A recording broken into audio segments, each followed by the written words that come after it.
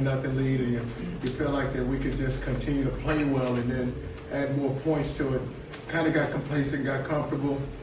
Offensively, didn't do a good job of just continue to just move the ball. Had too many lost yardage plays. Was very pleased with the way Dominique ran the football. You look at it back, and I told him we were going to ride him. And that's what you like to see happen. There's a guy that just rushes for over 130 yards. And then defensively, you just look how well our defense went out the second half.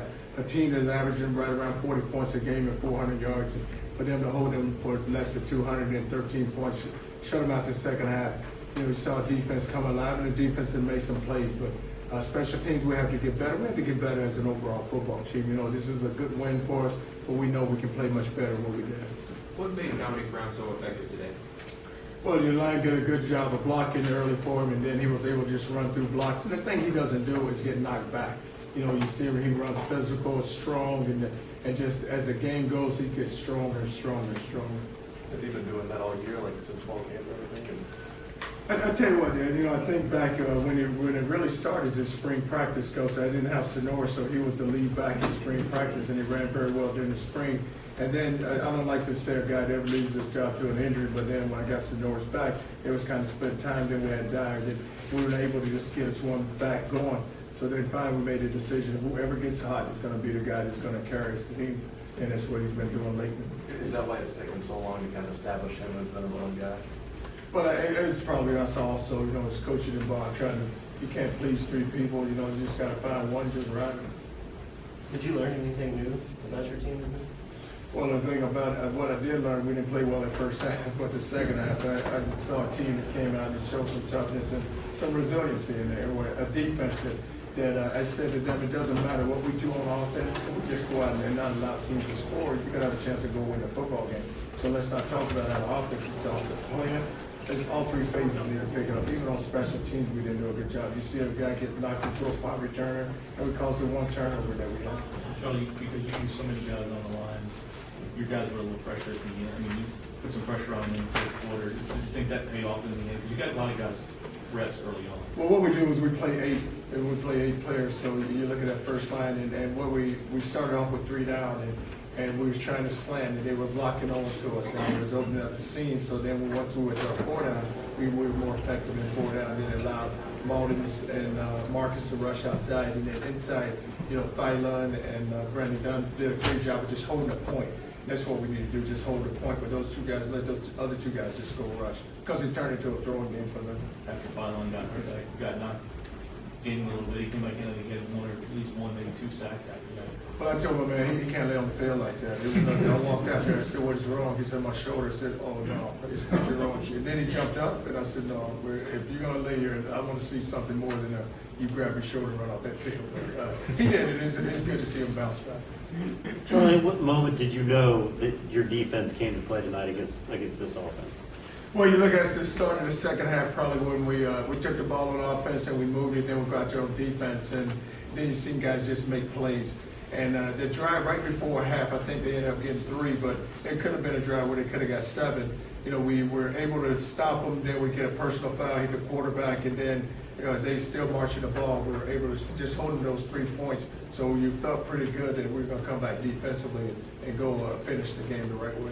They got the ball back on their 35, I think, with about 3 to go. What did you tell the defense before that last series? I didn't want to remind them of that one game, the last home game that they got the ball back with about 3 minutes.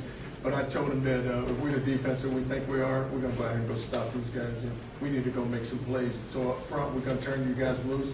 And let's make sure we cover the guys in the back end.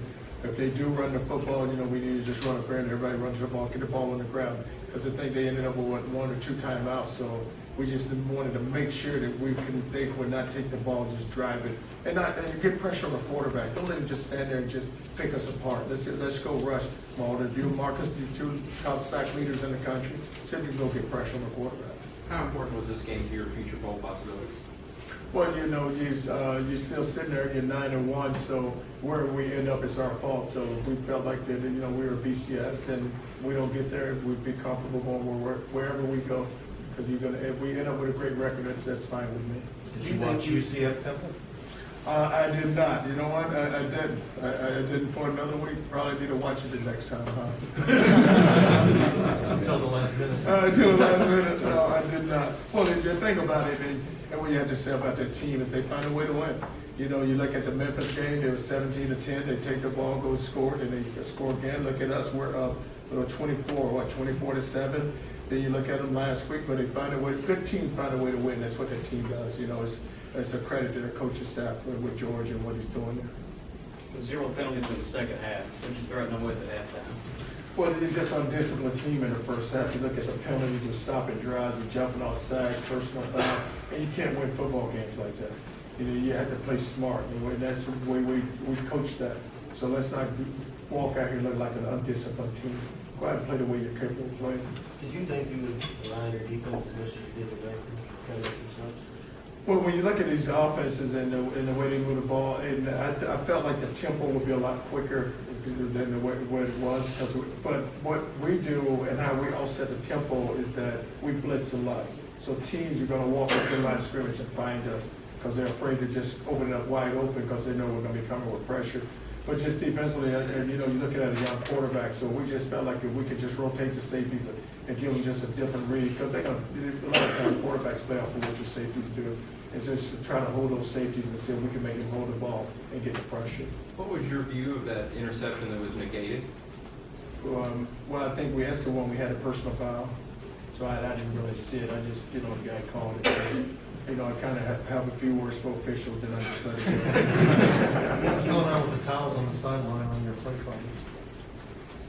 I don't know. Yeah. I said that myself. I was like, they don't know the signals, guys. Even if they do, it really doesn't matter. So I coached with a guy one time. He told me, he'd tell me to play, tell me to stop it. So When they were afraid that they knew your calls and they were listening to your calls?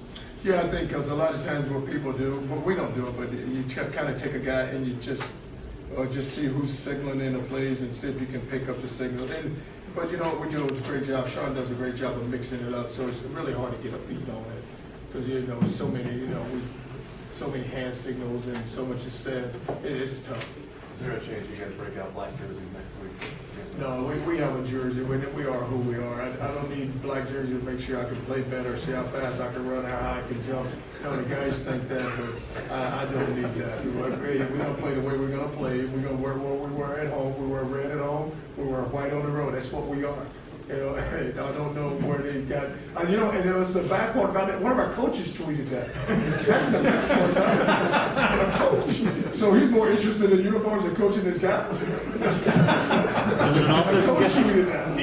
It was defense. Does he have to run? Yeah, I told him, I said, let me tell you something right now. Those players walk in here today and start talking about where's the black jersey. I'll have something for you, but they walked in, they saw that locker, they didn't say nothing. And I was in the locker room. They kind of walked in and saw the locker and said, I said, let's get dressed, guys. Don't worry about it.